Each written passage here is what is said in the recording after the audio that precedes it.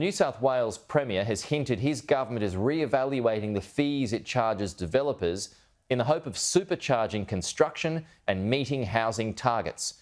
New South Wales political reporter Julia Bradley has the details from Sydney.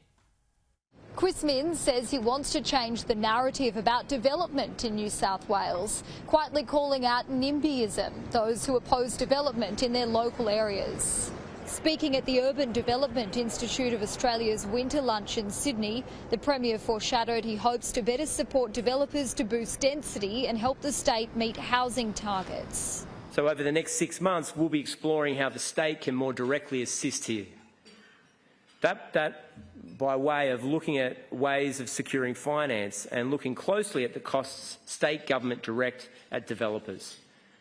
That's all with a view to increasing the viability of housing projects and speeding up construction. The Premier spruiked his government's signature housing policy, the Transport-Oriented Development Plan, which will see land near dozens of train stations rezoned to allow for 6-storey apartment blocks.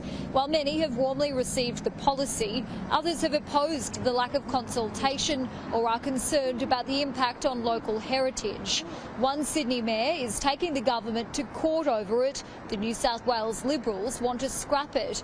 UDIA's CEO, Stuart Ayres, a former New South Wales Liberal minister, says more work is needed for the policy to be feasible. You've given an indication that the government's open to further interventions.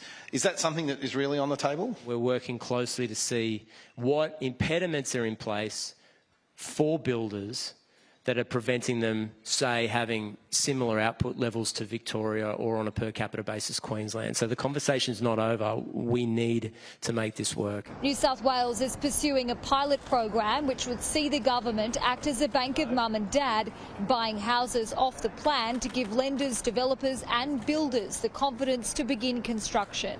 The cost of building materials and labour shortages still clear hurdles.